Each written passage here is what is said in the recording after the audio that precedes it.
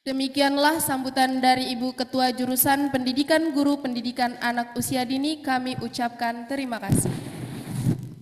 Sambutan yang kedua sekaligus membuka kegiatan pada hari ini yang akan disampaikan oleh Dekan Fakultas Ilmu Pendidikan yang saya sebut nama Bapak Profesor Dr. Arwil Dayanto, SPD MPD.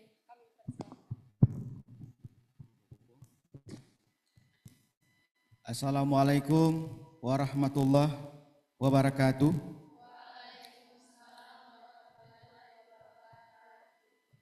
Selamat pagi, salam sejahtera untuk kita semua.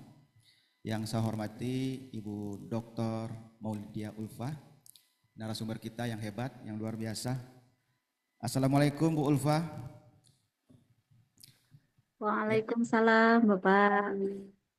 Ya, terima kasih Bu Ulfa sudah berkesempatan membersamai kegiatan seminar nasional pada hari ini bertemakan membangun fondasi saintifik anak usia dini melalui pembelajaran yang menyenangkan. Terima kasih, alhamdulillah. Yang saya hormati Ibu Dr. Pupung, Wakil Dekan 1. Beliau juga dosen PG PAUD PIP UNG. Yang saya hormati dan saya banggakan Ketua Jurusan Ibu Yenti, Ibu Irvin, Ibu Eva, Ibu Yulan, Ibu Sekjur, Ibu Sriwanti ada di sini. Alhamdulillah Bu Ulfa, teman-teman dari jurusan PG PAUD ini alhamdulillah sudah mengantarkan prodinya menjadi prodi yang unggul dengan nilai yang luar biasa. Tepuk tangan dulu. Ini capaian yang luar biasa oleh prodi PAUD dan hampir-hampir mengalahkan prodi BK. Ya, kalau sempat mengalahkan berarti prodi PAUD nomor 1 di UNG. Nah, nilainya. Yang saya banggakan dan saya cintai mahasiswa kita, mahasiswa PG PAUD, khususnya panitia pelaksana seminar hari ini. Alhamdulillah kita patut bersyukur kita bisa melaksanakan kegiatan ini dengan baik, penuh hikmat, walaupun ada salah-salah nama, salah-salah urutan, itu biasa, ya, namanya belajar, ya. Jadi learning by doing, kita sambil bekerja terus belajar. Apa yang salah itu akan diperbaiki, ya. Karena belajar sepanjang hayat itu seperti itu maknanya. Yang penting Ibu Kajur tidak marah-marah, ya. Karena memang tema hari ini adalah bagaimana pembelajaran yang menyenangkan, ya. Selanjutnya salawat dan salam kita tidak lupa sampaikan kepada junjungan kita Nabi besar Muhammad sallallahu alaihi wasallam.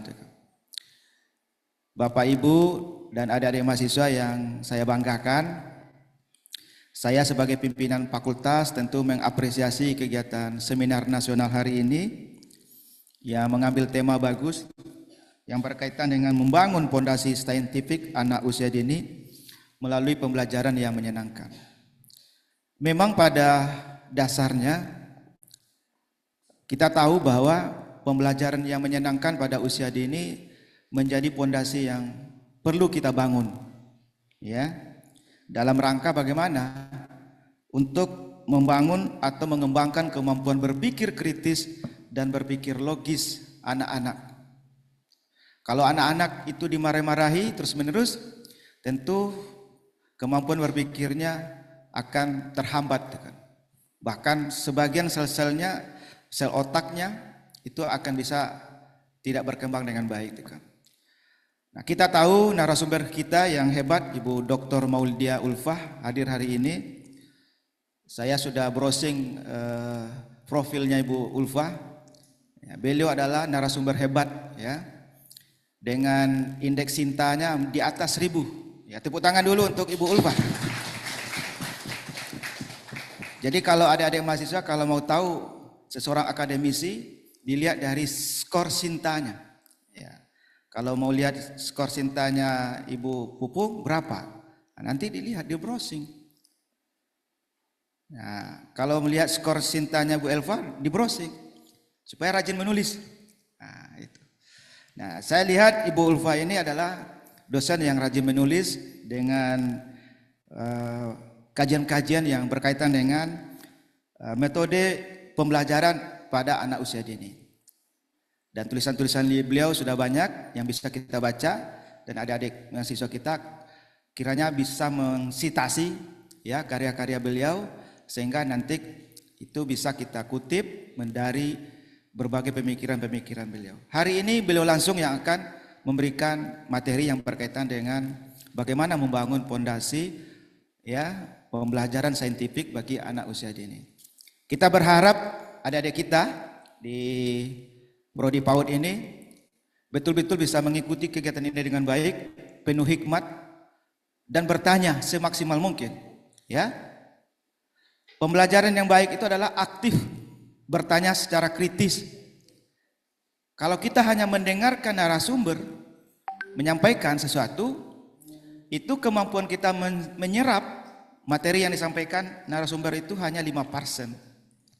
Jadi adik-adik mahasiswa ya, karena sudah prodi unggul, harus kasih lihat sama Bu Ulfa. Ya, bagaimana daya kritis mahasiswa kita. Ya, bagaimana pertanyaan-pertanyaan yang berbobot diajukan. Sehingga diskusi-diskusi hari ini akan lebih hangat, akan lebih ilmiah, dan kita akan memperdalam ilmu kita bagaimana proses bentuk pembelajaran yang menyenangkan yang bisa kita berikan kepada anak usia dini. Anda ini kan calon pendidik.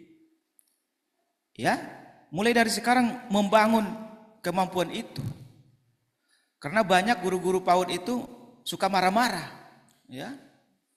Lihat jidatnya itu, kalau dilihat jidatnya itu, coba berdiri bagus dulu, ya mahasiswa kita. Kelihatan di sini jidatnya bagus-bagus Bu Pupung. Tidak pemarah ini, ya, penyayang sama suami ini, ya. Apalagi tanggal baru, pasti sayang sama suami. Ya. Tapi untuk anak-anak perlu sayang sepanjang hayat, kan? Ya, sepanjang waktu kita mengajar perlu menyayangi dan membuat suasana pembelajaran yang menyenangkan. Jadi kami yakin kehadiran Ibu Ulfa hari ini tentu akan memberikan banyak metode, bentuk, simulasi maupun cara belajar mengajar yang baik, sehingga kita bisa transfer untuk kita bisa jadikan banyak ilmu pengetahuan bagi kita. Ya, jadi adik-adik kami tolong diikuti dengan baik, ya. Jangan sampai nanti hanya sekedar menggugurkan kewajiban. Bu Kajur, ini harus dipantau. Kalau tidak ada di tempat ini dalam waktu 1 jam ke depan, itu berarti tidak serius, ya. Jadi adik-adik kami tolong kegiatan ini jangan hanya sekedar menggugurkan kewajiban mata kuliah. Harus lahir dari kemauan kita mencari ilmu itu di mana saja, kapan saja, dan berbagai cara yang bisa kita gunakan. Termasuk ya sebagai seorang akademisi, apa yang disampaikan nanti oleh Bu Ulfa, nanti Anda searching lebih cepat. Apa itu yang disampaikan? Kalau perlu ditanya sama Om Meta, ya. Om Meta, ChatGPT, iya. Hari ini harus ada namanya pembanding. Berpikir kritis itu begitu. Ya. Ke dokter saja, kalau Anda diponis ini harus Pak Arul besok harus dioperasi. Tunggu dulu. Ya, saya tanya-tanya sama Bu Pupung, kalau ini penyakitnya, enggak usah Pak Dekan takut, santai saja. Bukan dokter, ternyata Bu Pupung bukan dokter. Anggap begitu. Jadi namanya ada second opinion. Jadi ada namanya pendapat kedua dan ketiga. Ya, termasuk untuk berita-berita seperti itu. Ya, jangan cepat percaya dengan hal-hal yang baru. Anda browsing, ya, karena ilmu-ilmu itu banyak kita dapatkan di berbagai sumber. Sekarang Anda bisa belajar di mana saja dan kapan saja. Barangkali ini sambutan singkat dari kami sebagai pimpinan fakultas. Tentu kami menyambut baik dan kami mengucapkan terima kasih yang luar biasa kepada Ibu Maulidia Ulfa. Mudah-mudahan ada kesempatan ke Gorontalo, Bu Ulfa. Ya, di sini ada hiu paus, ada hiu serli, ya, sebagai destinasi wisata. Mudah-mudahan nanti Bu Kajur tolong diagendakan Ibu Ulfa ke Gorontalo, tuh kan. Ini undangan dari Dekan Fakultas Ilmu Pendidikan khusus, tuh kan. Masya Allah, ya. Apalagi di tempatnya Bu Ulfa kan kata impornya ada jurnal yang terindeks Scopus atau Sinta? Hah? Sepertinya ada, ya. Nah, barangkali kita banyak belajar Bu Yenti, ya, bagaimana mengelola jurnal yang baik, publikasi yang baik, sehingga jurnal kita yang masih terindeks Sinta 4 itu bisa bergerak ke Sinta 3 dan 2. Ya, saya punya target penugasan sama Bu Pupung untuk terus meningkatkan Sinta jurnal kita, Bu Pupung pedagogik dan Picai ke Sinta 2, ya. Ya, ini harapan kami. Dengan kolaborasi ini tentu kita insya Allah bisa bersama-sama meningkatkan mutu jurusan PAUD, ya, yang ada di Fakultas Ilmu Pendidikan. Barangkali demikian. Terima kasih Bu Ulfa dan terima kasih Bu Kajur, Bu Wadek 1 sudah berkesempatan membersamai kegiatan ini, dan terima kasih yang luar biasa kepada panitia. Mari izin kita bersama, mari secara bersama-sama kita mengucapkan Bismillahirrahmanirrahim. Kegiatan seminar nasional hari ini secara resmi dibuka. Demikian, terima kasih. Assalamualaikum warahmatullahi wabarakatuh.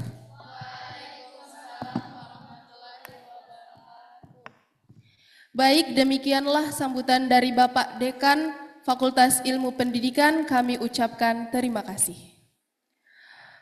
Masuk ke acara inti, yaitu penyampaian materi yang akan disampaikan oleh yang terhormat Ibu Dr. Maulidia Ulfa MPDI, yang akan dipandu oleh Saudari Mia Nur Ara selaku moderator. Kepada saudari dipersilahkan.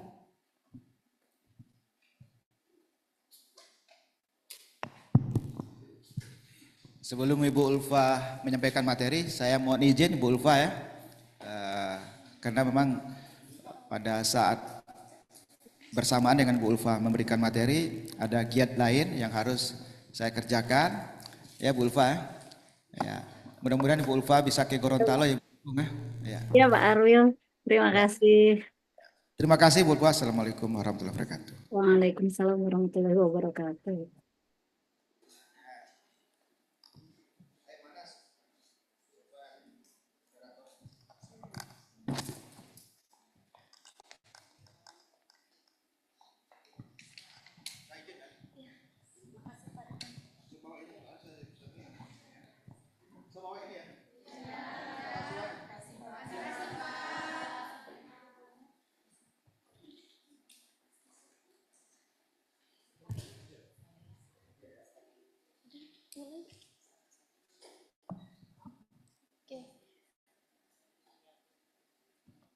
Baik, terima kasih atas kesempatannya. Sebelumnya, berikan tepuk tangan dulu untuk MC kita pada hari ini. Assalamualaikum warahmatullahi wabarakatuh. Salam sejahtera untuk kita semua, selamat pagi, dan salam hangat dari saya kepada seluruh peserta seminar nasional yang hadir pada pagi hari ini. Baik secara langsung maupun melalui Zoom meeting pada kali hari ini. Saya Mia Nur Ara yang akan memandu jalannya sesi diskusi seminar nasional dengan tema Membangun Fondasi Saintifik Anak Usia Dini Melalui Pembelajaran yang Menyenangkan. Pertama-tama marilah kita panjatkan puji syukur atas kehadiran Tuhan Yang Maha Esa, karena atas berkat dan rahmatnya kita hadir di sini dalam keadaan sehat walafiat. Kedua kalinya salawat berbingkai salam tak lupa kita hanturkan kepada junjungan kita Nabi Allah Muhammad Rasulullah Sallallahu Alaihi Wasallam beserta keluarganya, sahabatnya, dan seluruh umatnya hingga akhir zaman nanti. Anak-anak adalah masa depan dunia, dan fondasi yang kita bangun hari ini akan menentukan kualitas masa depan dari mereka. Maka dari itu, marilah kita sama-sama menyimak dan menggali ilmu dan semangat baru untuk menciptakan pembelajaran yang tidak hanya efektif, tetapi juga menyenangkan bagi anak usia dini. Terima kasih atas antusias Bapak dan Ibu dan rekan-rekan semua yang telah meluangkan waktu untuk bergabung dalam acara yang sangat inspiratif ini. Tema hari ini sangatlah relevan dengan perkembangan pendidikan anak usia dini yang semakin menuntut pendekatan kreatif dan inovatif.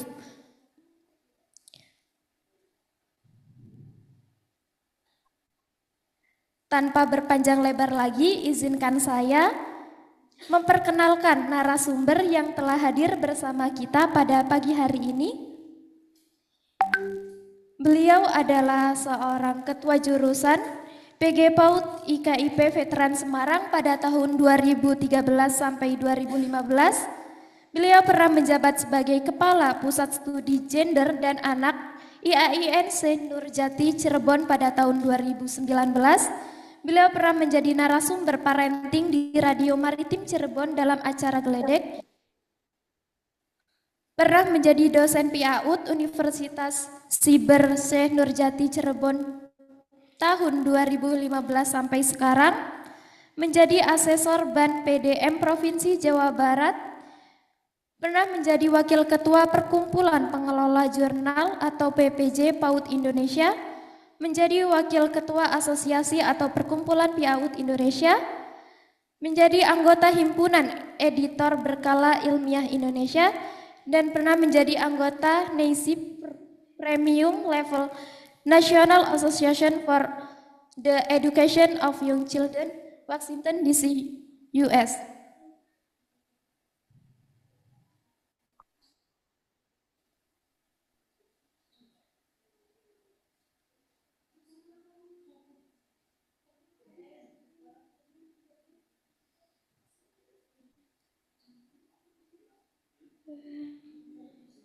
Hadirin sekalian, marilah kita beri tepuk tangan yang paling meriah untuk pembicara kita pada pagi hari ini kepada Ibu Dr. Maulidia Ulfa MPDI. Baiklah, pembicara telah hadir bersama kita. Untuk sesi ini beliau akan menyampaikan materi selama 45 menit dan dilanjutkan dengan 15 menit sesi diskusi. Kita sambut pembicara kita yang luar biasa inspiratif ini, Ibu Dr. Maulidia Ulfa MPDI. Waktu dan tempat kami persilahkan. Bismillahirrahmanirrahim. Assalamualaikum warahmatullahi wabarakatuh. Waalaikumsalam warahmatullahi wabarakatuh. Luar biasa. Apa kabar hari ini, teman-teman semua?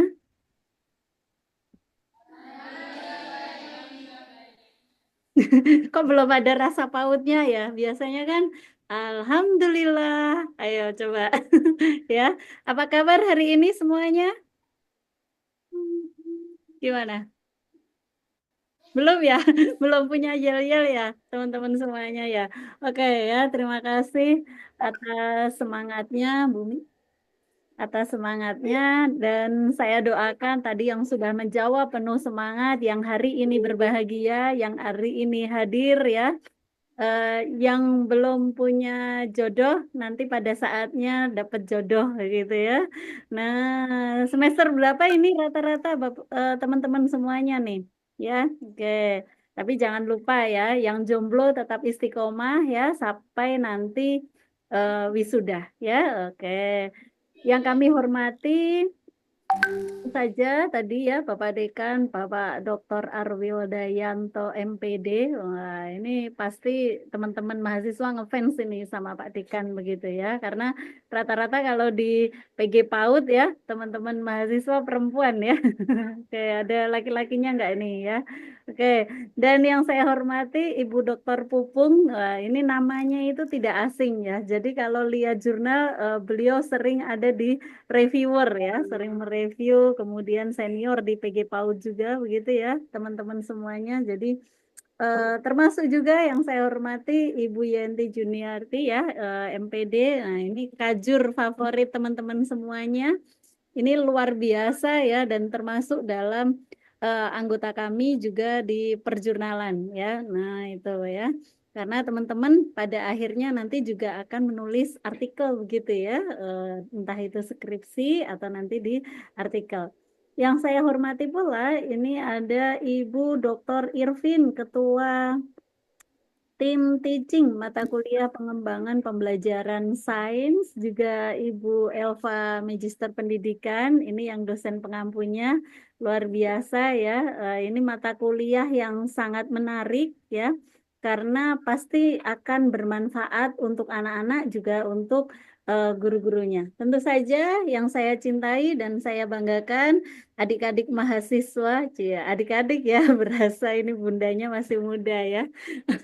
Oke ya, adik-adik mahasiswa PG PAUD dan mungkin ada yang dari luar ya yang hadir. Luar biasa hari ini kita digerakkan untuk hadir di sini. Kita akan belajar bersama terkait dengan bagaimana membangun pondasi saintifik anak usia dini melalui pembelajaran yang menyenangkan ya.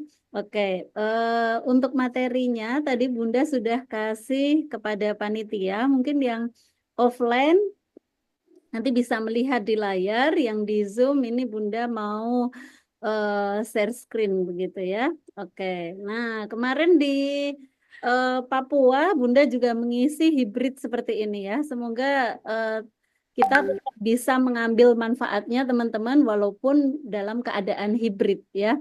Jadi Bunda ini kampusnya dari UIN Cyber Syekh Nurjati ya. Kalau di flyer kan kurang kata cyber. Nah, cyber ini adalah ada perkuliahan jarak jauh PJJ. Jadi sebenarnya ada mahasiswa Bunda yang di Gorontalo juga ya beberapa, tapi bukan PG PAUD ya, mahasiswanya jurusan PAI ya, karena untuk PAUDnya belum ada PJJ ya.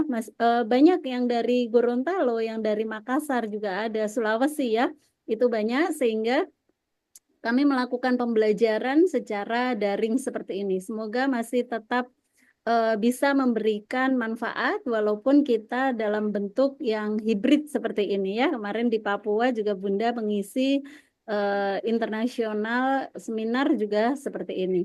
Nah, teman-teman semuanya ya, hari ini tema yang diberikan oleh panitia ya, ini panitianya luar biasa ini, mahasiswa-mahasiswa yang ikut organisasi akan mendapatkan pengalaman yang lebih dan nilai tambah begitu ya dalam organisasi, karena berlatih bagaimana MC, bagaimana kemudian pemecahan masalah dan sebagainya. Nah, ini bagian dari nanti pondasi saintifik atau menguji mental teman-teman semuanya ya. Oke.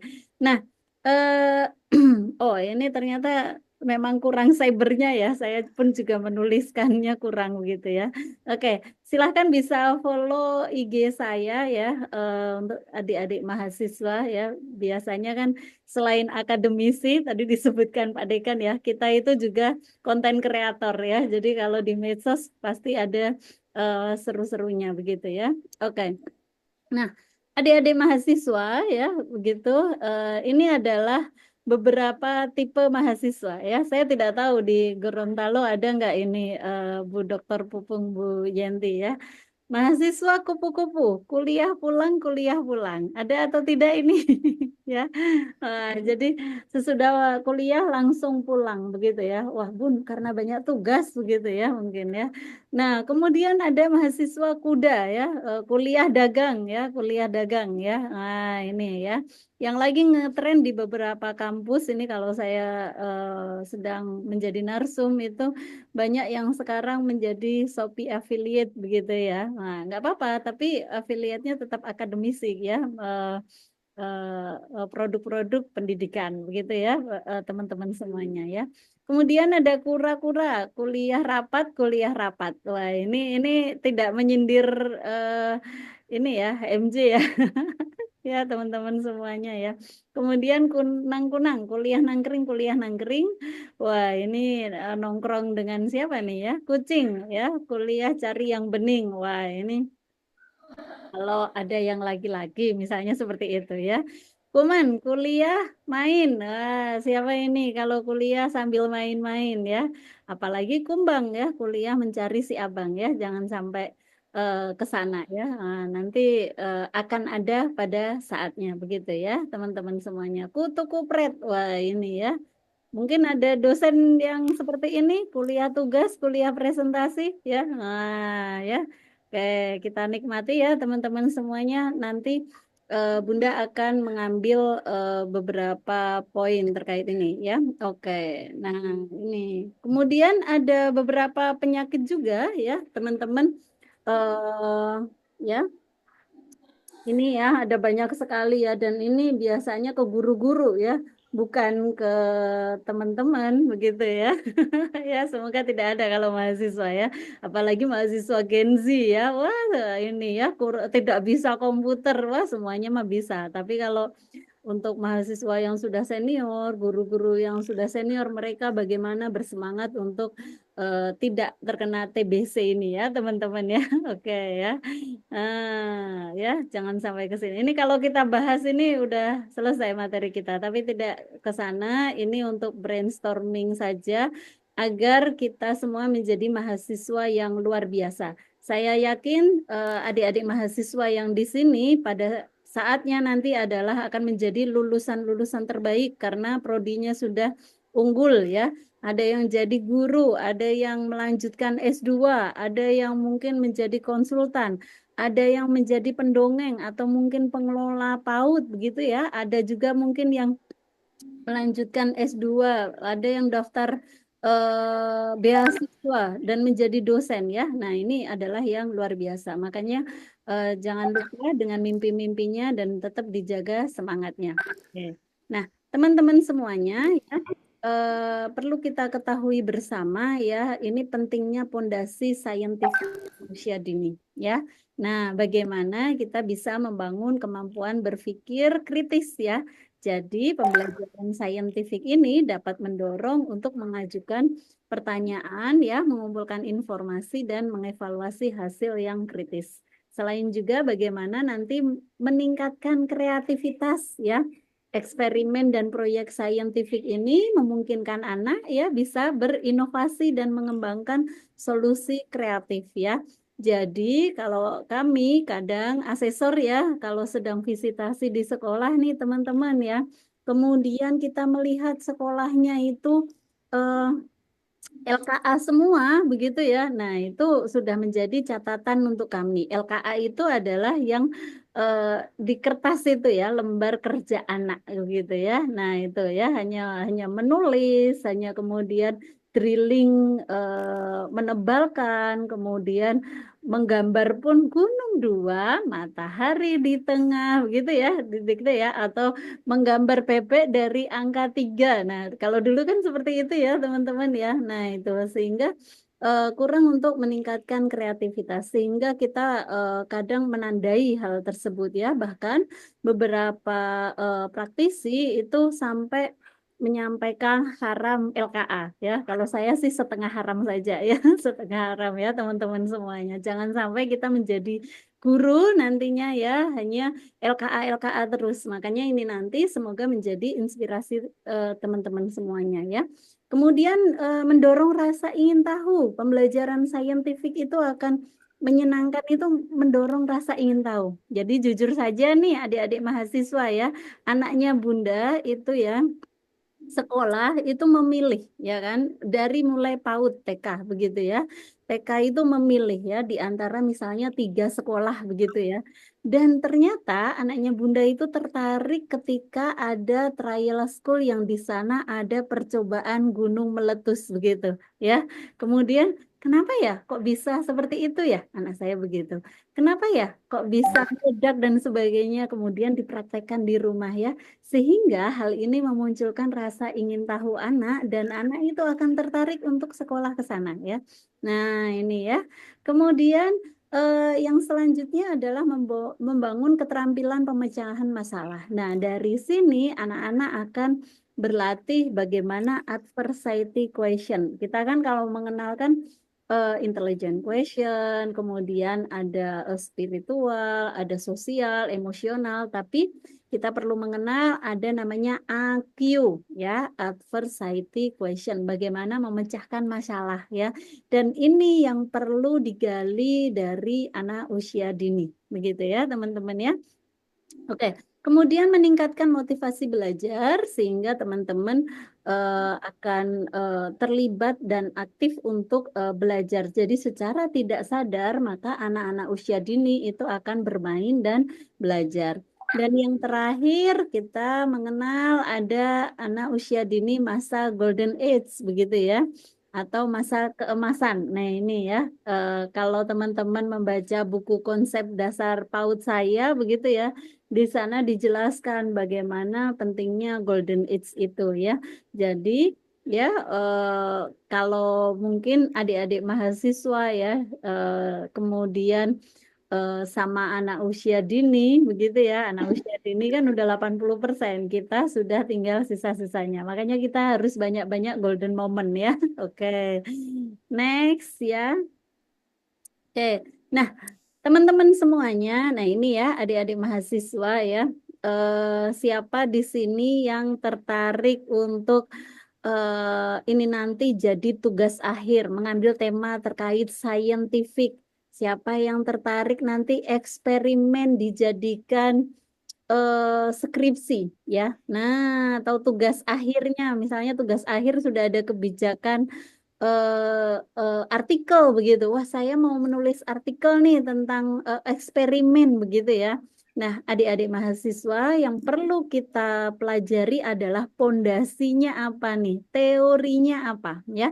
Karena teman-teman ya, untuk S1 itu adalah menerapkan teori, berbeda dengan S2. Kalau S2 itu kan mengembangkan teori, S3 menemukan teori, kalau S1 menemukan teori. Makanya ketika ujian akhir pasti yang ditanya teorinya siapa ini yang digunakan begitu ya.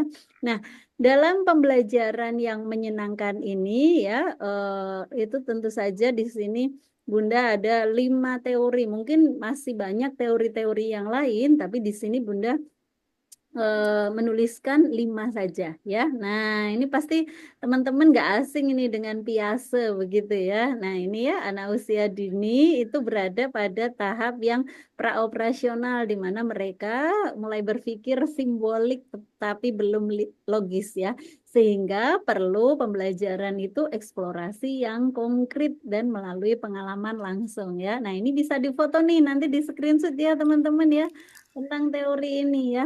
Kemudian, Piase ini mendorong pembelajaran aktif melalui eksperimen kecil dan manipulatif ya.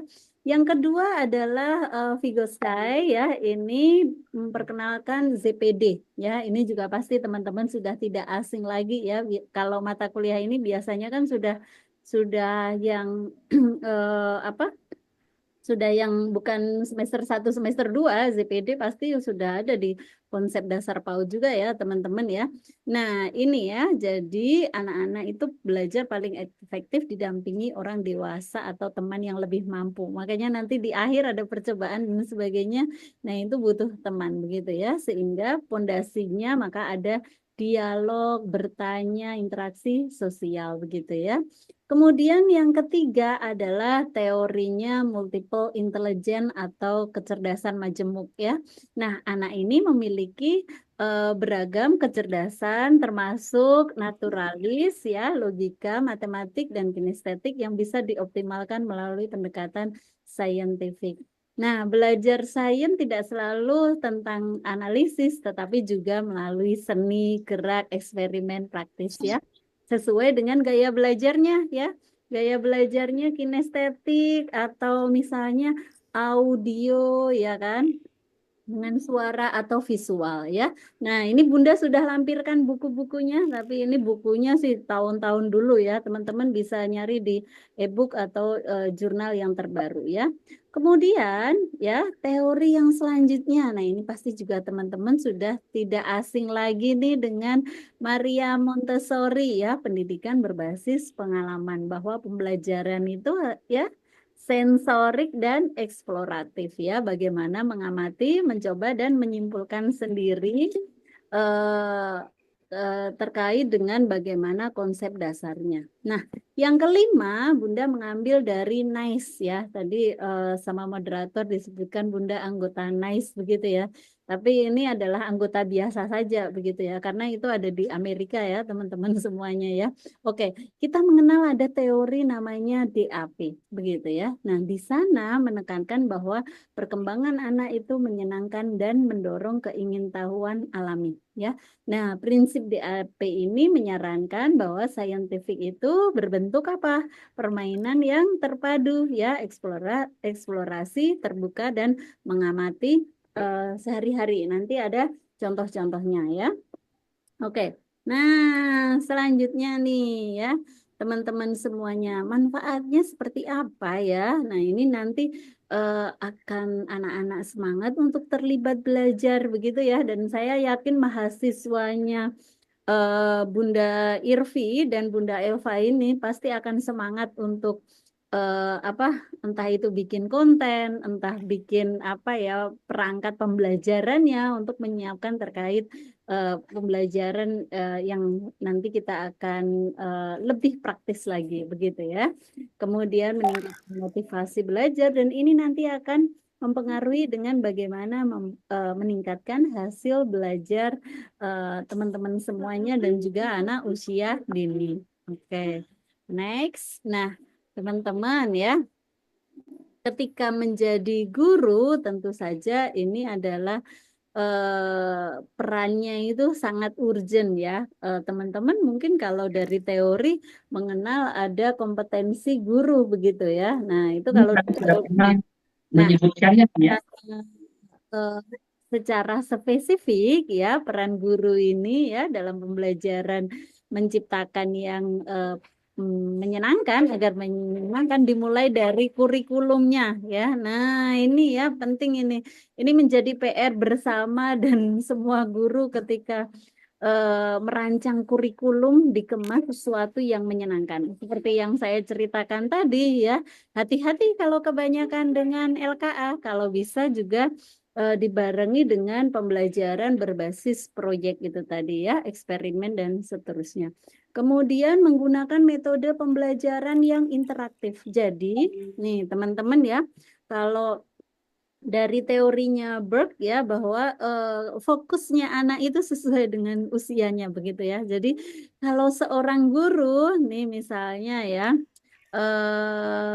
siapa di sini Pak Bu Fadliawati ini yang ada di Zoom ini ya mengajar ya dengan suara yang datar ya kan tidak menggunakan slide kemudian ya hanya ceramah saja dijamin itu anak-anak usia dini anak-anak TK itu bubar langsung ya 5 menit mungkin akan memperhatikan begitu tapi kalau misalnya ceramah bubar tapi kalau misalnya kemudian Bu Fadliawati ini ya sudah menyiapkan tanah liat berbentuk gunung gitu ya. Kemudian sudah siap itu sabun, sudah siap itu soda. Kemudian anak-anak hari ini kita akan belajar apa ya? Nah itu ya. Jadi ada interaktifnya dijamin itu nanti anak-anak akan ingin tahunya tinggi. Kemudian akan tertarik begitu ya. Karena dulu Bunda sebelum jadi dosen juga ketika semester 5, 6, 7 itu Bunda sambil mengajar di TK ya. Jadi adalah sedikit pengalaman bagaimana menjadi guru ya dan ketemu anak-anak yang luar biasa itu tadi. Yang ketiga adalah menciptakan lingkungan belajar yang kondusif ya, teman-teman ya. Jadi ya lingkungan ini tentu saja yang aman, nyaman dan kaya dengan sumber belajar yang mendukung pembelajaran saintifik. Jadi kalau misalnya tadi ada soda kue, ada misalnya sabun, maka diberitahu di awal, anak-anak ini fungsi sabun untuk apa ya? Atau misalnya siapa yang punya sabun di rumah? Saya Bu, gitu kan. Kemudian sabun ini misalnya ya sebutin mereknya nggak apa-apa saat itu ya. Ini untuk apa ya? Oh itu untuk mencuci sama ibu misalnya ya mencuci baju. Boleh nggak sabun itu dimakan begitu kan? Nah anak-anak kemudian enggak boleh. Makanya hari ini kita akan belajar dengan sabun. Nanti tidak dimakan ya begitu. Jadi muncul dari anak sendiri bahwa oh sabun itu tidak boleh dimakan. Misalnya menggunakan pisau begitu ya. boleh nggak pembelajaran itu menggunakan pisau, tapi dimohon tidak yang tajam begitu ya. Misalnya anak-anak mau bikin proyek untuk bikin jus begitu ya, jus mangga. Misalnya nih teman-teman ya, utaranya Cirebon itu kan Indramayu ya. Nah, Indramayu mungkin teman-teman mengenalnya banyak TKI ya di sana ya, tapi di sana itu banyak sekali mangga dan enak sekali buah mangganya begitu ya. Nah, jadi ada satu kalau lagi musim maka mereka ada pembelajaran untuk bikin jus mangga. Nah, itu kan berlatih mengiris buah mangga. Nah, boleh nggak anak-anak menggunakan pisau? Boleh begitu ya. Tapi harus hati-hati dan pisaunya ya kalau bisa tumpul kemudian dikasih tahu pisau untuk apa anak-anak. Nah, begitu ya. Termasuk juga didampingi oleh guru begitu ya. Oke, kemudian ya memberikan umpan balik dan penghargaan. Nah, ini ya penting sekali ya. Kami kalau sedang visitasi di lapangan ini masih banyak guru itu kurang mengapresiasi anak. Meskipun banyak juga guru yang sudah mengapresiasi ya, tapi perlu ditingkatkan lagi. Misalnya memberikan pujian, wah kamu sudah bisa ya membuat jus begitu ya. Spesifik kalau memberikan pujian ya, tidak wah kamu pintar begitu ya. Tidak secara umum, tapi kalau memuji yang baik itu adalah yang spesifik ya teman-teman mahasiswa. Kemudian yang kelima kolaborasi dengan orang tua. Nah ini perlu terapkan juga ya. Jadi ini ya adik-adik mahasiswa nanti akan merasakan kalau jadi orang tua ya. Saya punya anak yang masih PAUD, bahkan SD saja sekarang sudah ikut repot juga ketika misalnya ada istilahnya P5 begitu ya. Jadi kalau ada P5 itu orang tua juga ikut repot misalnya, oh mau cooking class nih, jadi disuruh membawa ini itu dan sebagainya. Nah, ini perlu ada kerjasama dengan orang tua. Misalnya juga anak TK pembelajaran terkait dengan misalnya kecambah begitu ya. Nah, kalau misalnya tidak di sekolah bisa dipraktekkan di rumah atau misalnya menanam apa ya kan. Nah, nanti dilihat selama 1 bulan dan 2 bulan baru dibawa ke sekolah bagaimana perubahannya. Nah, ini kolaborasi dengan orang tua begitu ya. Jadi sangat penting untuk berkolaborasi dengan orang tua. Yang selanjutnya adalah dukungan orang tua dan lingkungan ya. Tadi bagaimana keterlibatan orang tua, kemudian bagaimana lingkungan itu bisa yang kondusif ya, aman, nyaman ya sehingga anak itu rasa ingin tahunya akan tinggi dan ketika itu akan mengakar di otak ya. Nanti akan kemudian ketika tidak pembelajaran itu maka dia akan punya ide-ide begitu ya sehingga anak-anak itu lebih kreatif begitu ya. Dan tentu saja ini ya tadi sudah saya sampaikan perlunya kolaborasi sekolah dengan keluarga ya. Makanya entah itu eksperimen, pembelajaran berbasis proyek atau misalnya P5 begitu ya. Nah, itu silakan saja. Nah, kemudian strateginya seperti apa? Ini tadi Bunda sudah menyebut beberapa ya. Yang pertama adalah eksperimen ya. Mungkin sama Bu dosen ya, Bu Elva, Bu Dr. Irvin udah disampaikan juga ya. Contoh-contoh eksperimennya seperti apa begitu ya. Kemudian juga bagaimana pembelajaran yang berbasis proyek begitu dan bagaimana untuk permainan yang edukatif ini sehingga dapat memperkuat pemahaman konsep sains pada anak-anak ya. Nah, kemudian ya, nah ini Bunda ada sedikit contoh misalnya ya, anak-anak melakukan ekspresi sains sederhana seperti membuat gunung berapi ya, seperti tadi Bunda contohkan ya, tapi ini gambarnya kok bukan gunung berapi, gunung berapi ya. Oke, nah teman-teman perlu mempelajari, mungkin nanti moderator atau audiens bisa menyampaikan kalau di Gorontalo ini potensinya apa? Misalnya makanan khasnya apa? Atau misalnya oh di Gorontalo itu dekat dengan gunung berapi atau misalnya banjir, potensi positif dan negatifnya itu apa begitu ya. Sehingga itu menjadi peluang untuk anak-anak bisa belajar ya. Misalnya kalau di Cirebon itu banjir, maka ada misalnya percobaan banjir begitu ya. Nah, itu sehingga apa anak-anak dapat belajar. Kemudian misalnya eksperimen ketika ini gunung meletus dan sebagainya dengan bahan-bahannya ya. Dan misalnya ini ada proyek mini begitu ya, membuat robot atau misalnya membuat edukatif ya. Nah, ini makanya teman-teman ya kalau di prodi kami itu ada namanya wilayah kajian sehingga sudah dibagi-bagi dosen wilayah kajiannya begitu ya. Dan teman-teman ya banyak yang kemudian tugas akhirnya adalah berbasis proyek begitu ya. R&D begitu ya. Dan itu juga bermanfaat ketika luarannya nanti bisa artikel, kemudian juga bisa dihakikan, dipatenkan ya. Dan ada medianya juga sehingga nanti bisa bermanfaat untuk mahasiswa ataupun guru-guru yang melihat begitu ya. Sehingga ini ya anak-anak itu seperti sains ya sudah belajar IPA ya di PAUD ya. Jadi kalau ada yang menyampaikan di PAUD itu sudah belajar matematika belum? Oh sudah, matematika permulaan ya. Sudah belajar IPA belum? Sudah ya, IPA permulaan ya.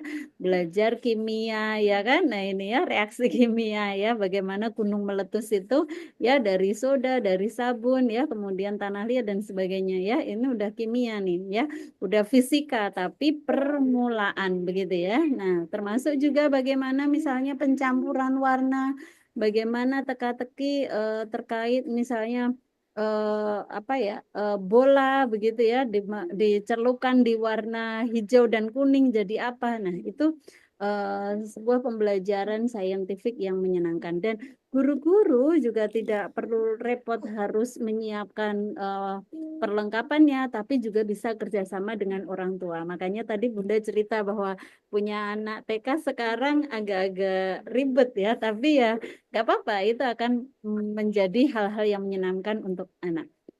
Nah, contoh-contoh eksperimen ini ada di YouTube-nya Bunda. Ini kumpulan dari mata kuliah ya yang dibuat YouTube-nya oleh mahasiswa Bunda ya. Jadi kalau ada kuliah dulu suka di-upload ya.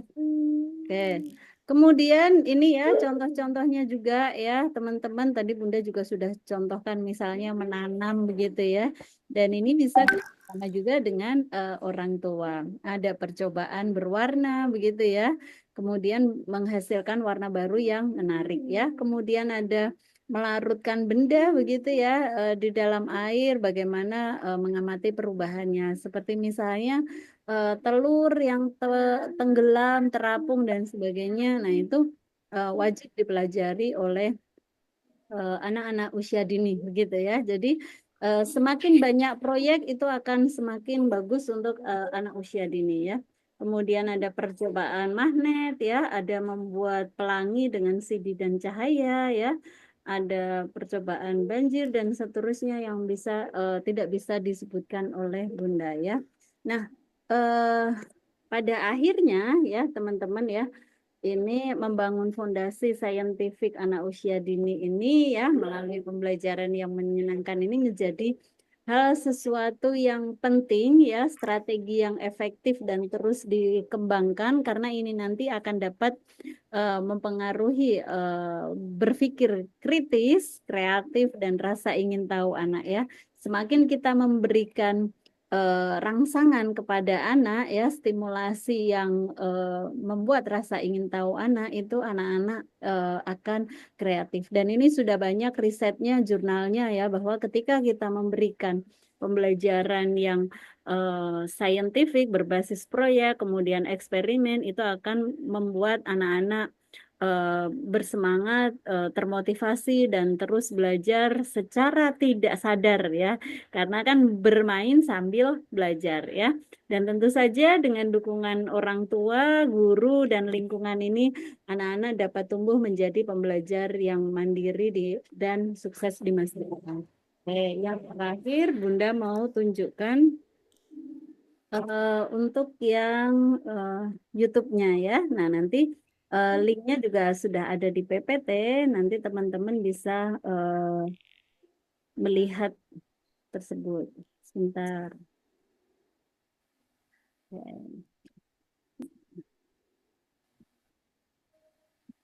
Sebentar. Oke. Oke. Nah, ini ya.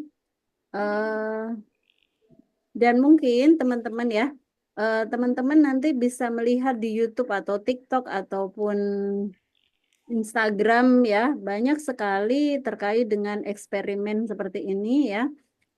Termasuk juga misalnya, wah saya itu mau merancang ini tentang pencampuran kunyit dan deterjen. Kalau misalnya belum paham, maka teman-teman bisa menggunakan The Laughing Cow, merek keju terkemuka di dunia menghadirkan Just Because dengan stick roti yang renyah dan keju.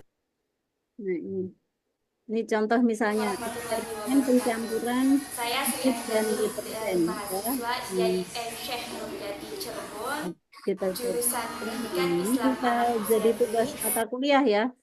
Ini zaman 2017 Media gitu. pembelajaran sains Ya, pada anak teman-teman. usia dini.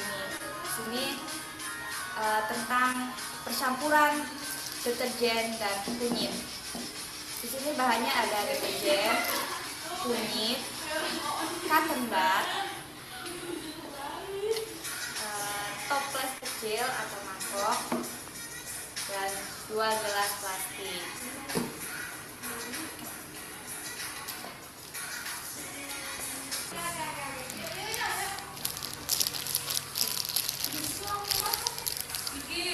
Kemudian siapkan deterjen, lalu masukkan ke dalam toples. Sini deh. Masukkan secukupnya.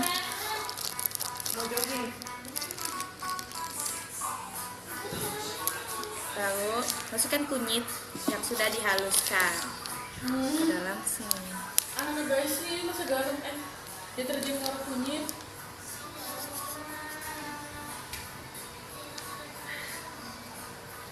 Lalu tambahkan air ke dalam deterjen. Aduk.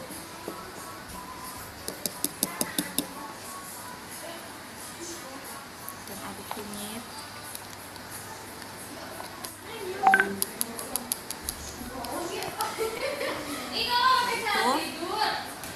Tahap selanjutnya, campurkan deterjen dan kunyit.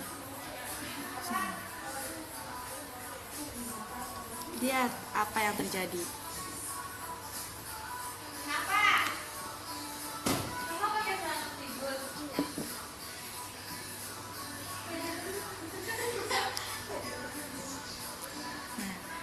Air atau campuran ini akan menjadi merah karena sifat sabun yang basah dan kunyit yang bersifat asam sehingga menghasilkan warna merah. Ya, sekian dari saya. Assalamualaikum. Sampai jumpa. Nah, itu salah satu أعوذ بالله السميع العليم من الشيطان الرجيم بسم Oke. Nah, teman-teman semuanya itu adalah contoh dan masih banyak di YouTube itu ya dan mungkin di IG saya lupa ya terkait dengan eksperimen dan yang perlu kita perhatikan adalah terkadang guru itu lupa manfaat sesudah belajar itu apa. Misalnya tadi ya, oh berubah warna nih, kenapa demikian begitu. Nah itu terkadang tidak dijelaskan. Misalnya gunung meletus ya, loh tiba-tiba keluar itu ya kan setelah dicampurkan misalnya soda dan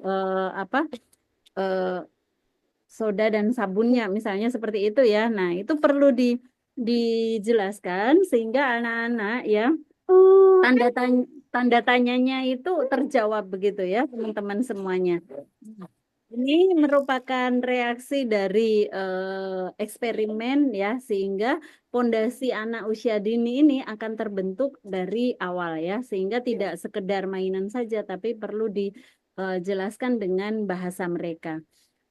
Itu saja Mbak Moderator ya, semoga apa yang saya sampaikan dalam waktu yang sesingkat-singkatnya ini ya, Insya Allah semoga bermanfaat, dan tadi saya juga sudah selipkan untuk link YouTube-nya teman-teman ya. Jadi kalau mendapatkan tugas dari dosen, entah itu bikin konten video ya, itu dinikmati. Kalau misalnya bikin, oh paper ini bagaimana untuk eksperimen tadi misalnya kunyit ya, nah, itu tinggal ngetik aja di chat GPT ya. Kalau itu digabungkan, satu kelasnya 30 begitu ya, masing-masing 2 lembar begitu atau 3 lembar, itu sudah jadi buku. Sehingga apa? Nanti ketika di akhir ya teman-teman bisa mendapatkan karya yang luar biasa, dan itu menjadi amal jariah teman-teman semuanya ya. Dan ketika menjadi guru atau misalnya mau mempraktekkan untuk anak-anak kalian, itu juga akan bermanfaat. Jadi tidak boleh mengeluh dengan tugas dosen begitu ya, dinikmati, dan semoga ini bermanfaat walaupun sedikit. Begitu Bu Kaprodi, Bu Yanti Juniarti, Magister Pendidikan, dan Mbak Moderator, saya kembalikan kepada moderator anak saya. Wassalamualaikum warahmatullahi wabarakatuh.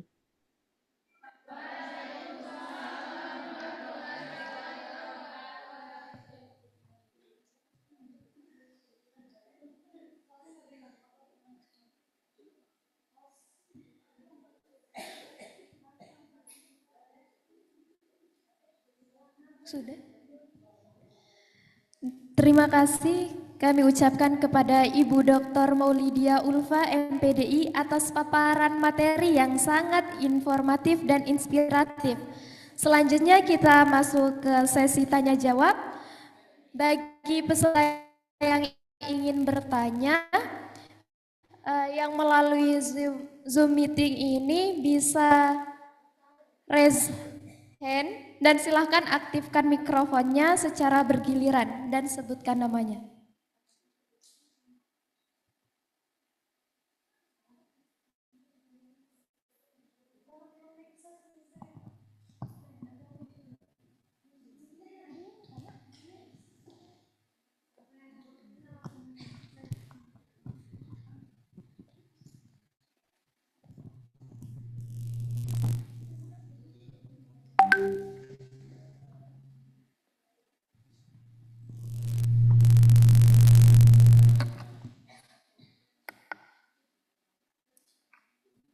Baik, terima kasih atas waktunya.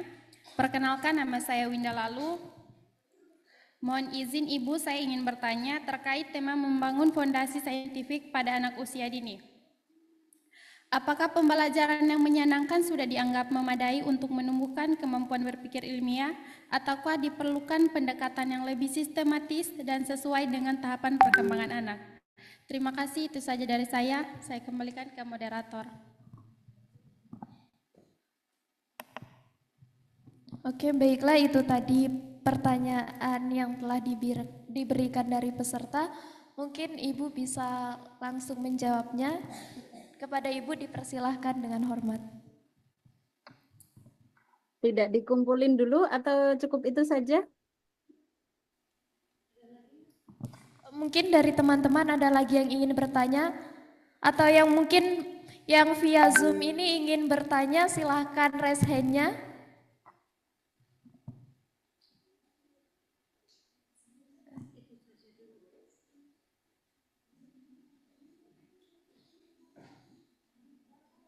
Mungkin kalau belum ada, saya izin bertanya, Ibu.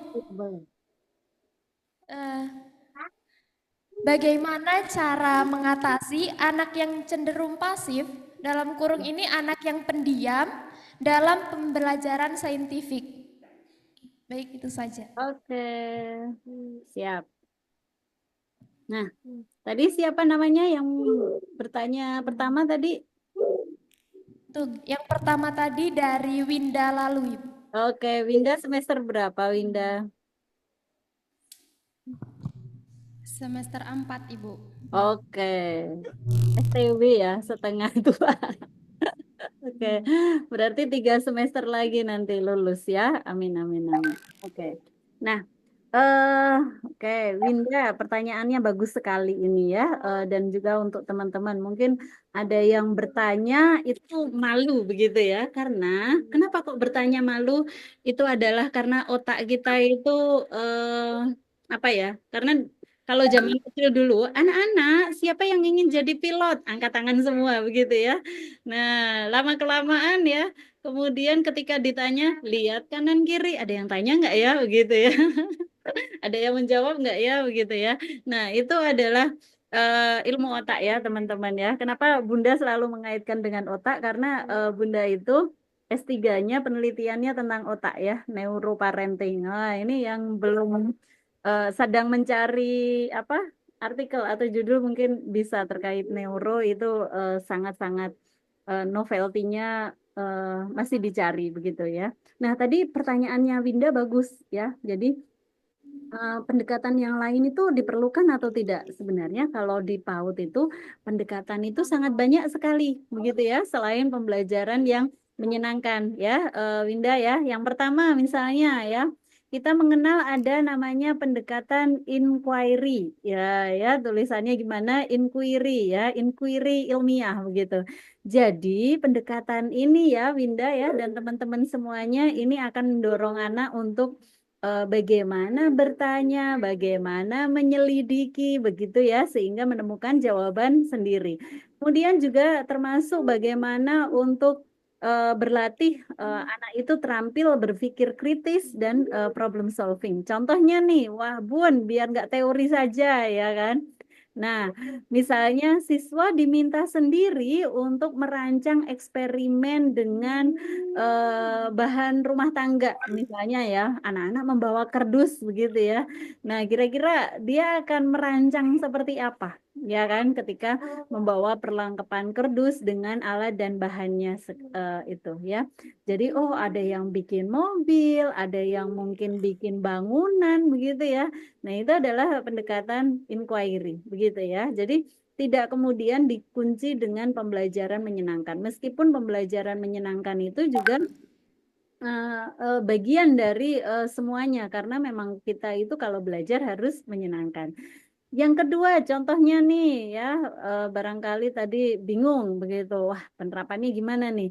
Ada juga pendekatan kita mengenal kontekstual ya, atau CTL ya, contextual teaching learning ya. Nah, ini adalah bagaimana mengaitkan sains itu dengan kehidupan yang nyata. Ini biasanya dilakukan guru di awal-awal, begitu ya. Anak-anak, begitu ya. Anak-anak pernah ke gunung belum ya? Ya Mbak Moderator, gunung di Gorontalo namanya gunung apa misalnya? Ya, gunung apa di Gorontalo? Saya tak searching dulu. Gunung di Gorontalo apa ya?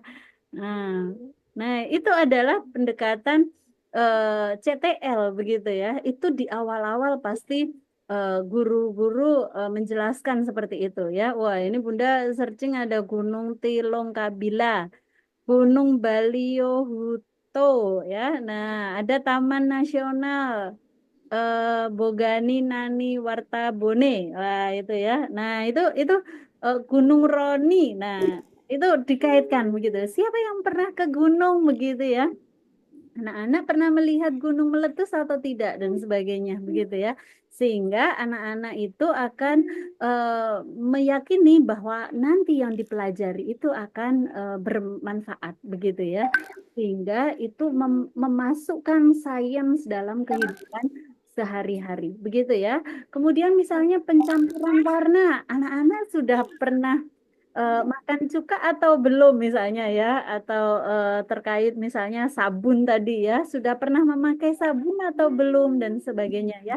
Jadi di awal-awal pasti itu akan dijelaskan gitu. Karena kalau di PAUD ya adik-adik mahasiswa itu ada namanya 5M ya, pendekatan saintifik ya, mengamati, menanya, mengumpulkan informasi, yang keempat menalar, yang kelima adalah mengkomunikasikan kembali dalam bentuk kegiatan. Nah, yang ketiga, ini juga teman-teman pasti sudah tidak asing lagi ya pendekatan STEAM ya begitu ya. Jadi ini adalah mengintegrasikan bagaimana 4 bidang keilmuan tersebut menjadi sebuah proyek begitu ya. Bagaimana anak-anak bisa berkolaborasi, berkreasi dan berinovasi. Misalnya tadi ya membuat membuat banjir ya, membuat percobaan terjadinya banjir itu seperti apa. Atau misalnya membuat filter air yang sederhana begitu ya. Nah ya, kemudian sambil membahas sains di baliknya. Nah itu bagian dari STEAM ya teman-teman semuanya. Dan ini teman-teman kalau mempelajari terkait STEAM itu menarik gitu ya. Oke, yang keempat misalnya ya ada pendekatan konstruktivisme ya. Apa itu konstruktivisme? Konstruk itu kan membangun gitu ya teman-teman. Jadi tentu saja artinya adalah memberi ruang sendiri kepada anak untuk membangun pengetahuan dan pengalaman mereka. Bagaimana guru itu sebagai fasilitator saja ya, sehingga kemudian prakteknya itu dengan eksperimen sederhana sehingga guru bisa menanyakan kepada anak-anak begitu dan anak-anak bisa membangun pengetahuan sendiri itu tadi dengan proses yang tadi ada 5M tadi ya. Mau satu lagi nih satu lagi kolaboratif dan sosial ya. Jadi tentu saja sains itu teman-teman perlu dipelajari lewat diskusi kelompok dan kerja tim. Makanya kalau terkadang ada eksperimen di sekolah itu tentu saja berkolaborasi dengan teman-teman yang lainnya atau misalnya kolaborasi dengan orang tuanya begitu ya sehingga akan juga menstimulasi bagaimana komunikasi ilmiah dan kerjasama anak ya. Jadi nih Mbak Winda ya pendekatan yang menyenangkan ini ya sangat baik sekali untuk menarik minat anak ya, memperkuat bagaimana proses berpikir ilmiah, tapi juga perlu pendekatan-pendekatan yang lain seperti yang Bunda tadi sebutkan ya. Contohnya 5, ada banyak pendekatan mungkin yang lainnya ya, tapi yang ada di otak saat ini ya 5 ya, sehingga teman-teman itu bisa berdampak dan bermanfaat untuk jangka panjang begitu. Itu untuk jawaban Mbak Winda. Yang selanjutnya ya, bagaimana nih mengatasi anak yang pasif ya? Pasti setiap semester itu guru itu akan menemukan anak yang pasif dan anak yang aktif begitu ya. Anak yang nakal dengan yang rajin begitu. Tapi seorang guru tidak boleh melabel anak. Jadi nggak boleh, kamu tuh ya cengeng begitu. Kamu tuh ya bodoh, bandel dan sebagainya. Itu bagian melabel. Itu tidak boleh ya. Di agama pun juga nggak boleh ya, bagian dari doa ya. Yang jelas adalah ketika kita menghadapi anak yang pasif ya, itu maka kita perlu dengan menggunakan pendekatan yang personal dan harus kreatif dan harus sabar ya, karena itu bertahap ya. Bagaimana caranya ya kalau dikaitkan dengan pendekatan sains ini ya? Yang pertama adalah mengajak anak untuk mengeksplorasi dulu ya hal-hal yang relevan dengan kehidupannya. Kita kan harus mengenal anak tersebut seperti apa ya. Anak ini mungkin akan tertarik pada misalnya nih hal yang kecil saja ya, Mbak Mondek misalnya ya. Mengapa es bisa mencair? Itu kan anak-anak tidak asing dengan es begitu ya. Kenapa itu es bisa mencair ya, Dek? Gitu. Atau misalnya kenapa ya pelangi itu bisa muncul begitu ya. Nah, atau kalau enggak, wah pelangi jarang muncul ini Bun di Gorontalo, pakai video saja, enggak apa-apa ya. Kemudian gunakan pertanyaan terbuka begitu ya untuk memancing keterlibatannya. Pernah belum minum es begitu? Kenapa itu mencair dan sebagainya. Ya, makanya ketika tadi wah pelanginya nggak muncul nih, kan harus nunggu momen, maka gunakan video, maka gunakan alat peraga, maka gunakan gambar, maka gunakan eksperimen langsung, ya, eksperimen langsung, atau misalnya gunakan media yang ada di kelas itu, sehingga apa? Guru ini menjadi artisnya, sehingga bisa apa ya? Bisa anak ini tertarik dengan gurunya, sehingga dia akan apa, rasa ingin tahunya menjadi tinggi begitu ya, sehingga tidak lagi menjadi canggung karena dia oh aku ini paham ini ya, oh ternyata gurunya memberi kesempatan aku untuk ngomong begitu ya, ternyata misalnya oh ini tuh ada di sekitar dan sebagainya ya. Nah yang ketiga ya Mbak ya, perlu melibatkan anak secara aktif ya. Jadi dengan merangkul anak begitu ya, tapi merangkul itu dalam arti yang lain begitu ya. Seperti tadi permainan, eksperimen, simulasi. Misalnya ya tadi Bunda cerita cooking class mencoba untuk bikin es jus begitu ya.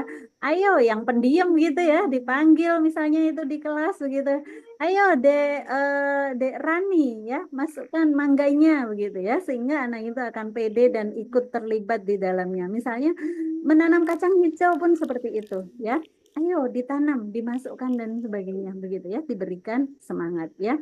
Sehingga anak ini ya, ini yang keempat ya, sehingga tadi apa yang pertama adalah bagaimana untuk memancing rasa ingin tahunya, yang kedua menggunakan medianya, yang ketiga melibatkan anak, yang keempat perannya itu jelas ya. Tadi misalnya ya, anak itu diberikan tugas-tugas yang jelas begitu ya. Terkadang kan kalau misalnya tugas yang tidak jelas, maka kemudian akan berebut. Ini harus hati-hati kalau di sains begitu ya, karena menarik banget. Makanya dibikin kelompok, misalnya bikin es jus atau tadi ya gunung meletus ya. Kalau misalnya itu siswanya banyak, maka dibagi beberapa kelompok sehingga tugasnya itu anak-anak jelas. Ada yang mungkin oh pegang sabunnya, ada yang pegang sodanya misalnya di saat gunung meletus, ada yang bikin gunungnya begitu ya. Sehingga masing-masing dari mereka itu perannya jelas dan ikut terlibat. Dan tentu saja ya orang tua ataupun guru yang memfasilitasi adalah menjadi fasilitator dan menghargai mereka sekecil apapun. Wah, kamu sudah bisa ya mencampurkan warna gitu. Wah, kamu sudah bisa ya mencoba untuk percobaan meletus itu gunung meletus begitu ya, karena biasanya mungkin ada yang gagal dan sebagainya ya. Nah, jadi memberi semangat grow mindset adalah prosesnya, tidak harus hasilnya, tapi juga menghargai proses itu jauh lebih penting begitu ya. Makanya tadi Bunda cerita bahwa kalau misalnya anaknya banyak begitu ya, maka gunakan pendekatan kelompok kecil ya. Makanya teman-teman ya adik-adik mahasiswa, dosen itu kenapa kalau membagi kelompoknya tidak 5, tidak 6 ya, tidak yang jumlah yang gede, sehingga nanti apa perannya itu menjadi tidak jelas. Mungkin ada yang wah ini ahli fotokopi, ahli gorengan ya, ahli kopi ya kan. Karena oh kamu yang dapat job beli makanan ya, oh kamu yang fotokopi misalnya begitu dan sebagainya.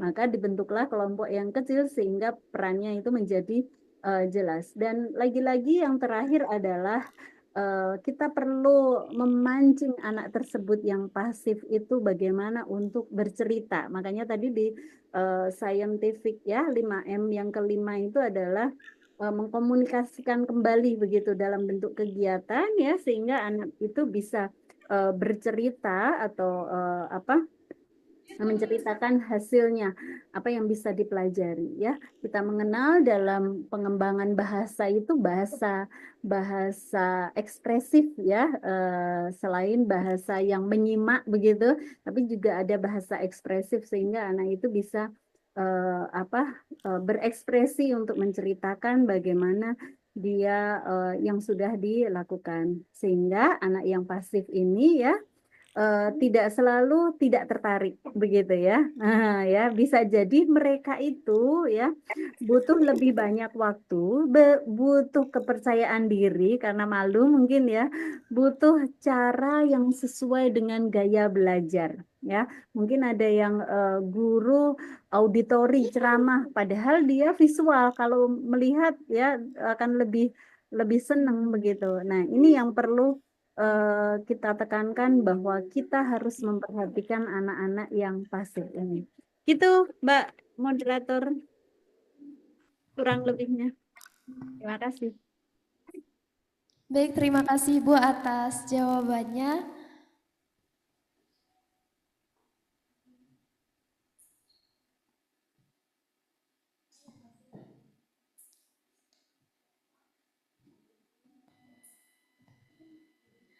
Saya berikan kesempatan lagi untuk teman-teman yang ingin bertanya.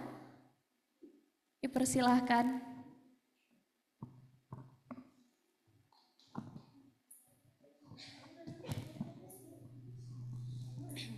Bismillah. Assalamualaikum warahmatullahi wabarakatuh. Perkenalkan, nama saya Sartika Ismail, semester 4. Izin Bu, saya izin bertanya. Bagaimana strategi atau cara membuat pembelajaran sains yang menyenangkan dan efektif bagi anak usia dini dengan berkebutuhan khusus? Terima kasih.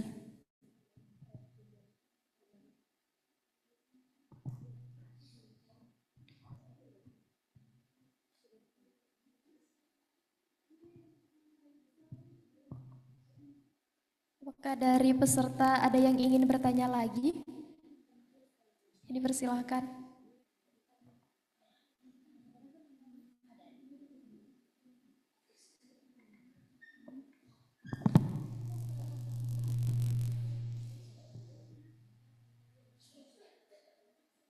Sebelumnya, perkenalkan, nama saya Dewi Fitriani. Izin bertanya Ibu, jika boleh berbagi, pengalaman apa yang paling berkesan bagi Ibu ketika mendampingi anak usia dini membangun fondasi saintifik melalui pembelajaran yang menyenangkan? Sekian, terima kasih.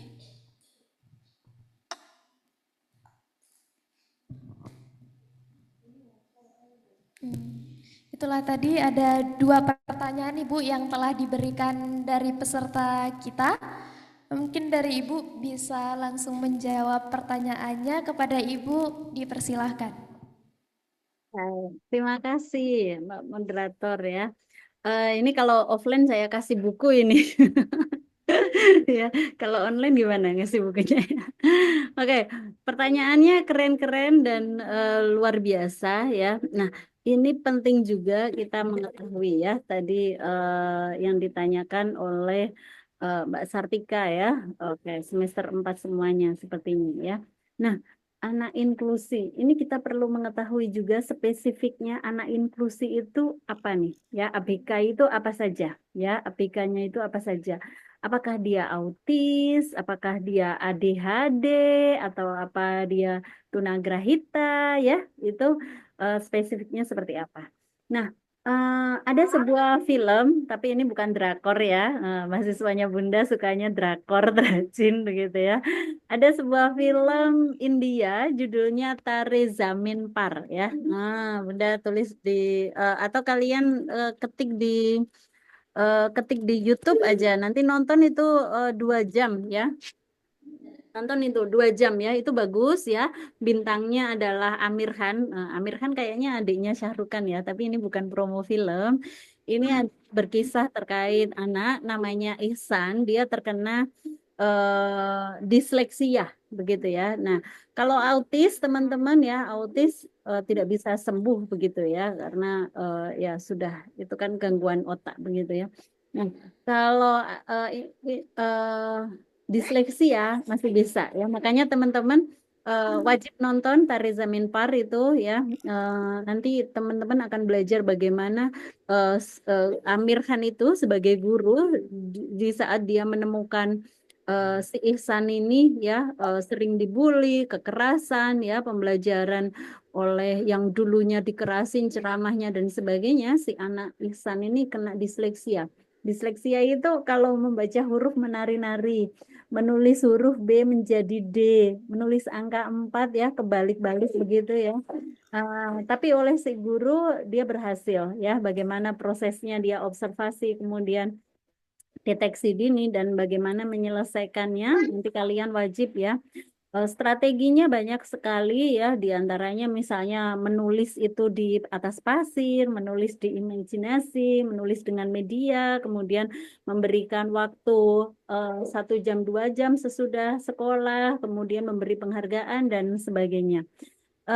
Itu adalah contoh best practice dari sebuah film begitu ya. Tapi secara umum teman-teman ya, strategi yang bisa digunakan untuk anak-anak berkebutuhan khusus ini haruslah yang bersifat fleksibel begitu ya. Fleksibel itu bisa sewaktu-waktu berubah karena kita harus melihat bagaimana anak tersebut.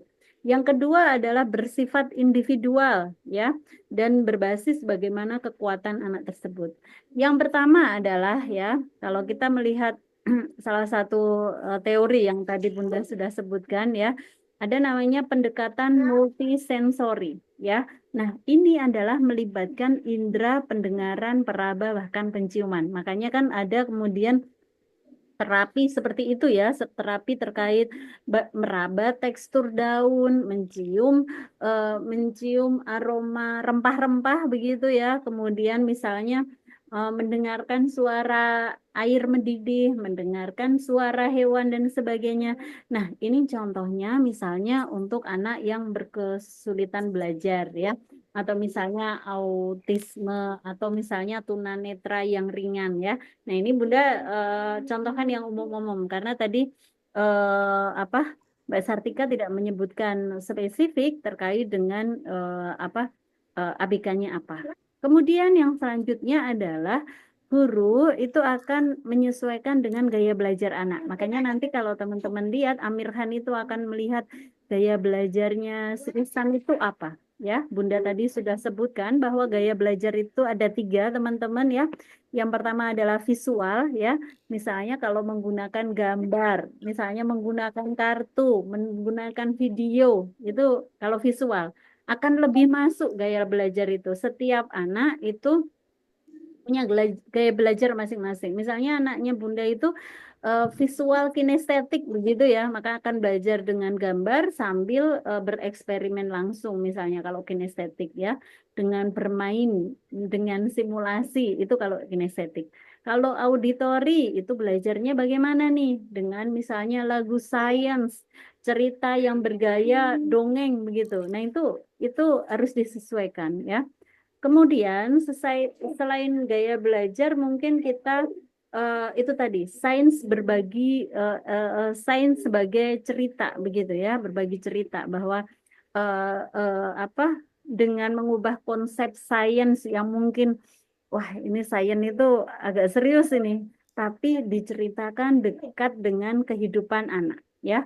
Misalnya nih, bagaimana tuh perjalanan air dari air menguap kemudian nanti menjadi hujan dan sebagainya ya. Kita belajar siklus air itu dengan sebuah cerita begitu ya, dan juga misalnya dengan media misalnya nih ya, menggunakan balon untuk menjelaskan bagaimana udara, gelas plastik atau eksperimen bunyi begitu ya. Nah, anak-anak yang ABK ini tentu saja dia akan kalau nggak menarik diri dari lingkungan justru malah ekspresif yang luar biasa ya. Makanya ya teman-teman guru atau pendidik itu perlu memilih alat peraganya, teman-teman guru perlu bagaimana bereksperimennya begitu. Kemudian bagaimana memilih warna saat mencampur dan sebagainya itu perlu dipelajari oleh guru. Dan tentu saja ya Mbak Sartika ya, bahwa guru itu perlu juga berkolaborasi dengan terapisnya ya, karena anak-anak yang ABK ini pasti memiliki pendamping begitu ya. Dia ada yang memberikan terapi begitu, sehingga perlu merancang aktivitas bersama ya yang lebih profesional begitu untuk mendampingi anak ini begitu ya. Dan tentu saja pasti ada level-levelnya di sana, apakah tantangan yang ini ya sensoriknya sudah ya kan, motoriknya sudah atau belum, sehingga itu meningkat ya. Dan seorang guru begitu ya, ini anaknya alumni itu juga ada yang dia mengajar atau menghadapi anak-anak yang inklusi, maka dibutuhkan kesabaran yang luar biasa. Makanya ketika menghadapi anak-anak yang inklusi itu ya menggunakan bahasa yang sederhana, kalimat yang pendek, dan visualisasi instruksinya itu penting begitu ya. Nah, bahasa yang sederhana sebenarnya juga kalau kita orang normal begitu ya, kalau laki-laki nih adik-adik mahasiswa ya, itu kalau menyuruh anak laki-laki meminta itu tidak boleh lebih dari 15 kata ya. Tapi tidak kemudian dihitung begitu ya. Karena kenapa? Kalau nanti kita terlalu banyak, misalnya nih, ayo bangun tidur, kemudian mandi ya, habis mandi kemudian jangan lupa menggunakan baju, habis pakai baju kemudian makan. Makan jangan lupa ya pakai sendok, kemudian tempenya dimakan ya. Sesudah itu ya piring kotor dimasukkan nah dicuci, kemudian makan dan seterusnya ya. Biasanya ibu-ibu itu ya kalau pagi itu pasti ada drama ketika anak mau sekolah begitu ya, dan itu pasti nanti akan diingat anak adalah apa ya tadi Bu begitu ya. Sama halnya ketika menjadi guru ya, coba saja ya memerintahkan anak atau meminta anak lelaki ya dengan lebih dari 15 kata, pasti nanti Bu sesudah ini apa begitu ya. Bu, misalnya nih, hari ini kita 4 kegiatan. Kegiatan yang pertama ini, kegiatan kedua ini, ketiga ini, dan seterusnya tanpa titik koma begitu ya. Bu, sesudah ini kegiatannya apa? Selanjutnya apa? Terus nanti dia apa dan sebagainya ya. Makanya ya, apalagi itu anak yang normal, apalagi kalau anak yang inklusi ya, sehingga anak yang ABK ini perlu dihadapi dengan kalimat yang pendek dan sederhana itu tadi. Dan fokus kepada prosesnya. Ini yang terpenting ya, bukan pada hasilnya, sehingga anak ABK itu perlu dihargai sebagai usaha anaknya. Jadi dihargainya usahanya. Oh, kamu sudah belajar, kamu sudah semangat, kamu sudah bisa melalui ini ya kan, kamu sudah bisa ini dan sebagainya ya. Kalaupun misalnya gagal, maka perlu dimotivasi sehingga percaya dirinya tidak hilang. Nah, itu adalah contoh-contoh dari bagaimana pendekatan terhadap strategi yang bisa dilakukan untuk anak-anak yang berkebutuhan khusus begitu ya. Meskipun masih banyak strategi-strategi yang lain dan aktivitas-aktivitas sains yang lain, sehingga anak itu akan belajar untuk terapi begitu ya, bagaimana mengecap daun, bagaimana membuat pelangi air, bagaimana membuat lava lamp atau minyak dengan itu dari minyak dan soda begitu ya, sehingga anak-anak menyukai visual dan gerakan. Jadi sensorinya perlu dioptimalkan. Kurang lebihnya seperti itu ya Mbak. Jadi nanti karena tiap anak yang ABK itu pasti ada pendekatan yang khusus, apa itu tunagrahita, ADHD dan autisme. Itu untuk yang bertanya pertama. Kemudian yang bertanya kedua, apa ya tadi ya? Pengalaman ya. Pengalaman yang berkesan ya, bagaimana membangun pondasi saintifik adalah begini, teman-teman ya. Terkadang itu kalau disurvei begitu ya, kalau disurvei itu pasti pelajaran yang sulit ketika misalnya SMP, SMA, SD ya umumnya begitu ya, itu adalah matematika, fisika, kimia, biologi begitu ya. Padahal kalau kita amati ketika anak usia dini itu adalah pelajaran yang menyenangkan. Justru ketika guru memfasilitasi anak yang saintifik itu adalah sesuatu yang menyenangkan. Saya kurang tahu, coba teman-teman bisa analisis atau perlu teliti begitu. Kenapa ketika saat anak usia dini itu menyenangkan, tapi ketika semakin ke jenjang yang lebih tinggi itu semakin ditakuti ya, kimia ya, harus hafal dan sebagainya, fisika ya. Kemudian ada hukum Newton, hukum Archimedes, Pascal itu ya. Teman-teman ingat atau tidak itu ya? Nah, ya, kita tidak ingat begitu ya. Karena apa? Pembelajarannya saya kurang tahu. Apa karena tidak dilaksanakan secara menyenangkan sehingga itu menjadi kurang berkesan. Tapi kalau di anak usia dini, kalau dilaksanakan diterapkan dengan yang menyenangkan, itu nanti akan berkesan. Bahkan anak saya itu sampai ingat percobaan apa ketika di TK begitu ya. Makanya kita perlu memberikan pembelajaran yang apa ya, yang langsung dan menyenangkan itu sehingga ada di otak kita ya, itu awet begitu ya, sehingga akan terkenang terus. Makanya pembelajaran itu harus sampai otak, ada otak bagian namanya limbik begitu ya. Nah itu kecil di dalam sana. Kalau hanya sekedar hafalan kortek aja ya itu nanti akan lupa. Makanya tadi Bunda sampaikan misalnya nih, Mbak Anissa, Mbak Salma di sini, Mbak Sartika dan sebagainya. Ingat nggak hukum Archimedes, hukum Pascal, ya kan, hukum Newton dan sebagainya ya. Tapi kalau misalnya adik-adik, ayo kita menyanyi topi saya bundar ya. Nah, ingat atau tidak? Ingat ya. Padahal topi saya bundar itu diajarkan saat kecil ya, tidak diajarkan belakangan ini ya, tapi sesuatu yang menyenangkan itu akan sampai ke otak emosi atau limbik dan itu akan terkenang ya. Makanya ya ini ya adik-adik yang udah pacaran ini pasti akan ingat waktu ditembaknya kapan, makan pertamanya kapan ya, karena masuk kepada otak limbik. Nah, apa kesimpulannya? Bahwa bagaimana kita menghadirkan pengalaman yang berkesan itu saat anak usia dini sehingga hal-hal yang scientific itu menjadi pondasi dan akan teringat selalu. Makanya Bunda tadi selalu sampaikan begitu ya. Apa nih yang berkesan begitu? Hal-hal yang dekat dengan kehidupan sehari-hari ya. Sehingga itu akan menjadi pondasi anak. Contohnya seperti apa ya tadi misalnya ya, pengalaman apa nih yang berkesan begitu ya. Kalau yang misalnya menjadi guru tadi ya, anak saya tadi dia senang memilih sekolah dengan melihat trial kelasnya percobaan gunung meletus begitu ya. Tapi ya itu berkesan ya. Nah, tapi menghadirkan hal-hal yang dekat dengan anak itu akan membuat hal yang berkesan. Contohnya seperti apa? Kenapa sih air hujan itu nggak warnanya biru, padahal kan turun dari langit warnanya biru begitu. Nah, coba teman-teman bisa menjawab atau tidak ya. Nah, kenapa kok langit biru, kenapa air hujannya bening, bukan warna biru ya? Nah, ya.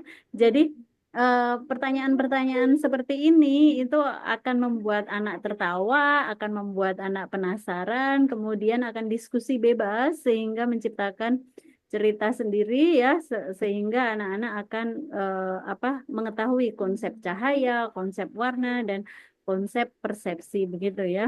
Kemudian misalnya menghadirkan anak, mengajak langsung bagaimana menampung air hujan, kemudian memandang langit saat hujan, kemudian melukis air hujannya ya sesuai dengan versi mereka ya.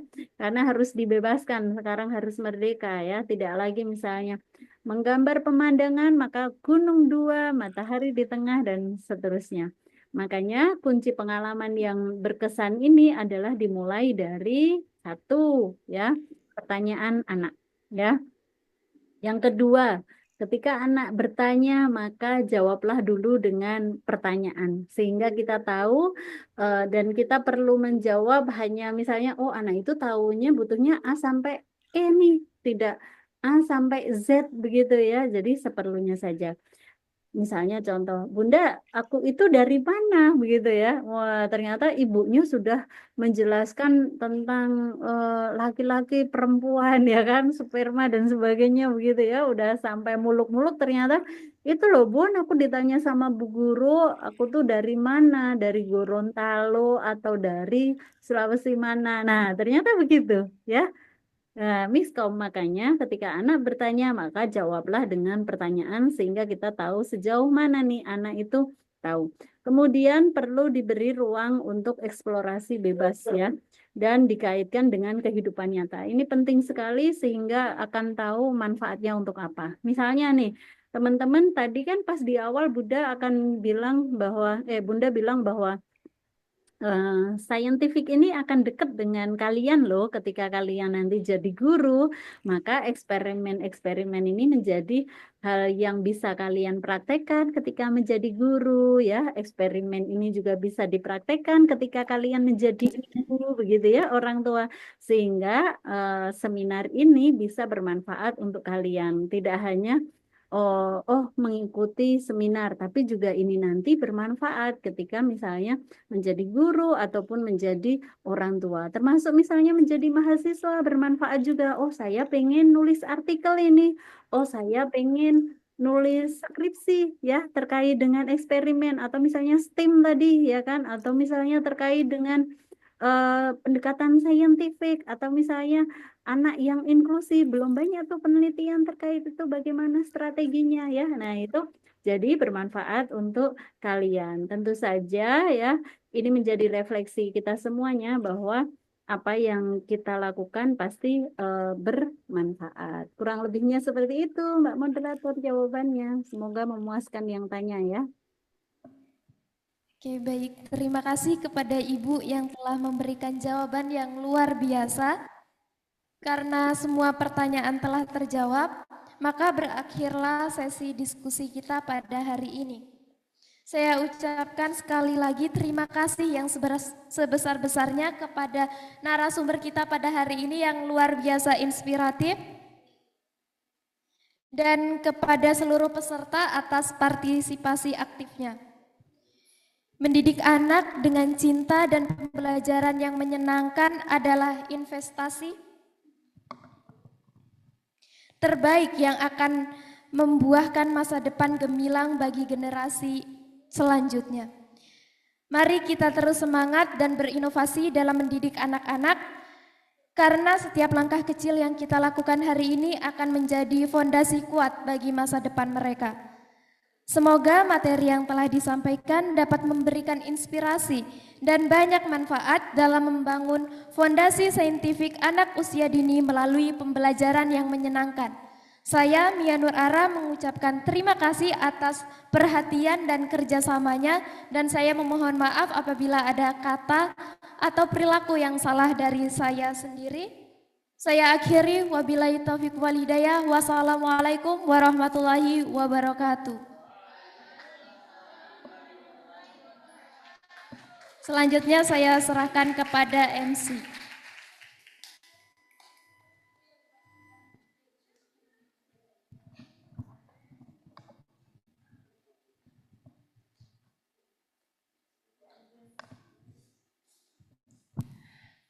Baik, itulah tadi penyampaian materi yang telah disampaikan oleh yang terhormat Ibu Dr. Maulidia Ulfa MPDI. Kami ucapkan terima kasih. Sampailah kita pada sesi penutup sekaligus penyerahan sertifikat kepada narasumber kita yang luar biasa inspiratif. Dengan ini kami serahkan sertifikat secara simbolis kepada yang terhormat Ibu Dr. Maulidia Ulfa MPDI.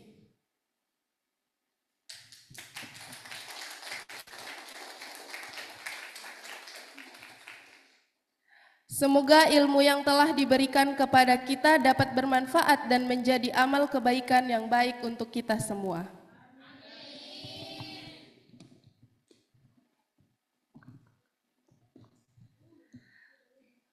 Baik, acara yang terakhir yaitu penutup, saya Adelia Putri Abbas selaku Master of Ceremony mengucapkan terima kasih yang sebesar-besarnya serta permohonan maaf Jika ada salah-salah kata atau salah dalam penyebutan nama serta gelar dari Bapak Ibu hadirin. Dan marilah kita tutup acara ini dengan sama-sama mengucapkan hamdalah. Wabillahi taufik wal hidayah. Wassalamualaikum warahmatullahi wabarakatuh.